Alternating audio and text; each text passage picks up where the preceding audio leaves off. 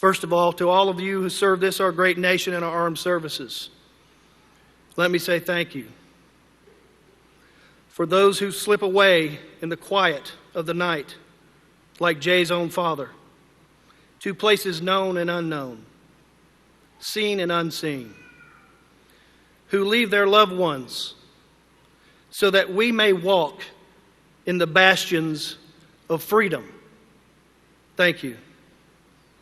To those who fly above, float upon, or even dwell beneath the ocean. For those who find themselves in terrain unfamiliar, hostile, and unrecognizable, or in the silos of the underground. For those that return unnoticed and unsung, and sometimes not at all. But who would stand to do it again and again without fanfare, so that we may remain a nation blessed with great freedom and even greater responsibility. We are all indebted to you, and we thank you. For those who respond to the raging fire, and those who are first on scene to do everything humanely possible to salvage limb, life, and property with reckless abandonment for even your own safety. Thank you. Bravery has many forms, and those who face down fire and who are called out first to respond to emergencies of any kind, in any environment at any time, takes bravery of a special form and fortitude that is wholly uncommon. I thank you. And lastly, for those in blue,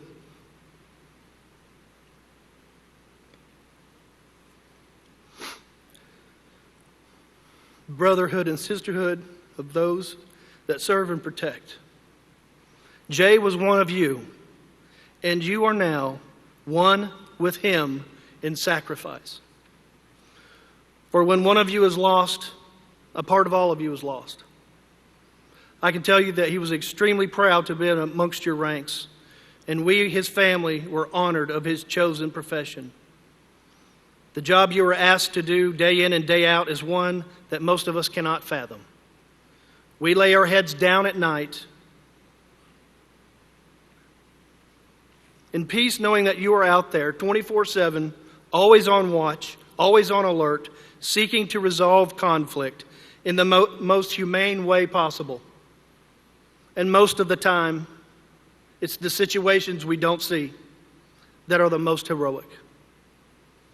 When you manage to de-escalate through your professionalism and training to bring difficult situations to resolve.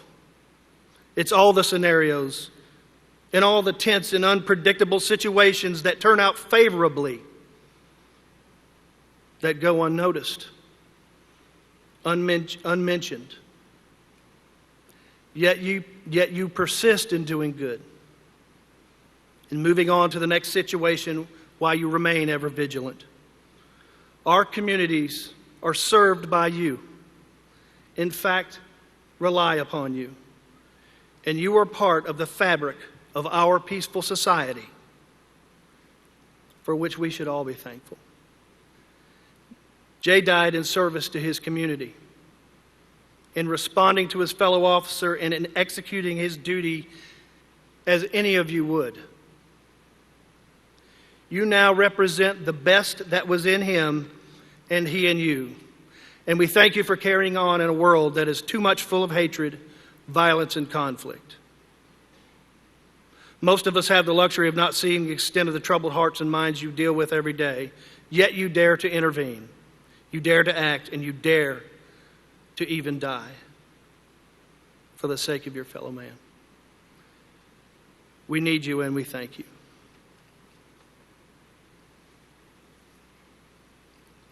So, Jay Bird, about those flying lessons.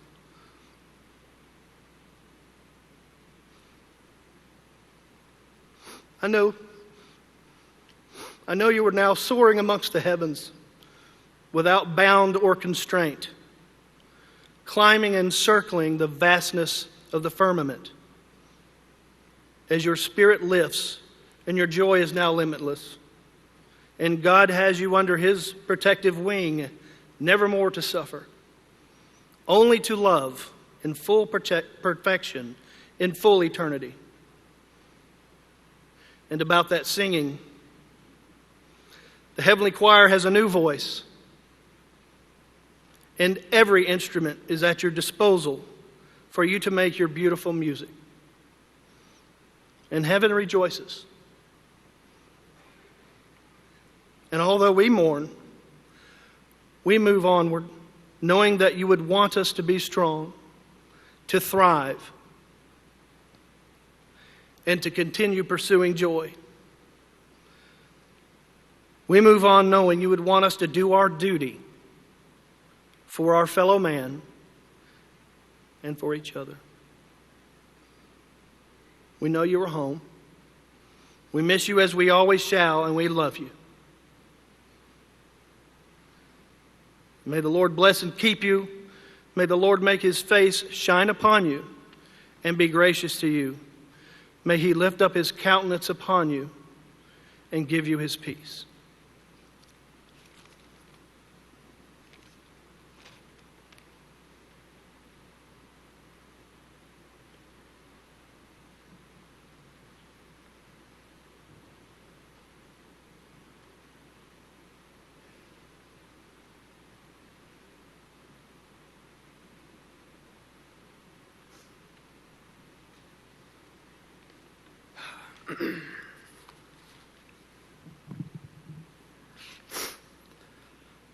Happy, hardworking, honest, kind, loving, trustworthy, and simple.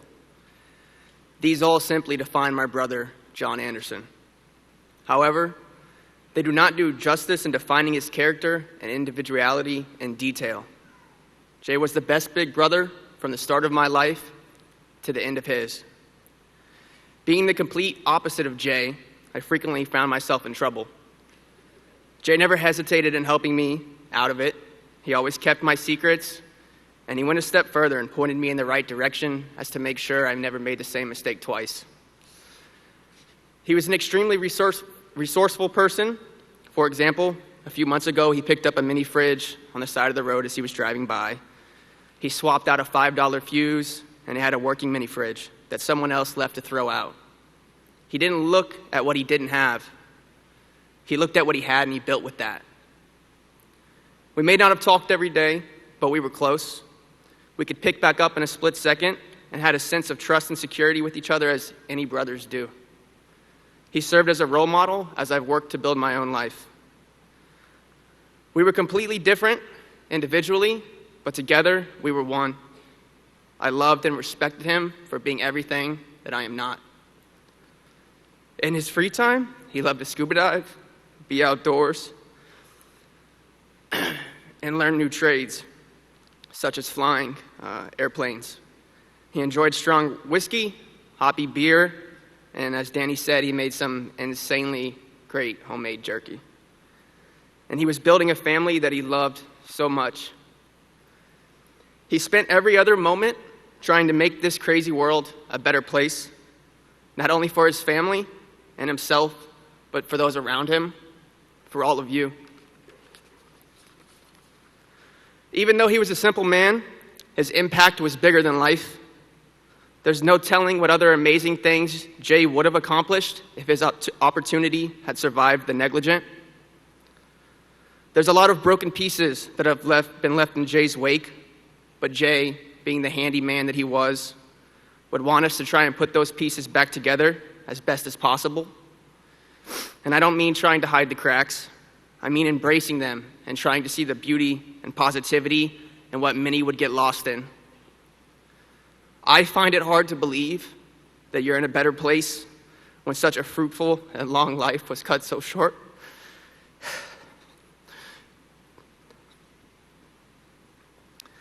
But I really hope that's true, because you were the last individual to deserve this.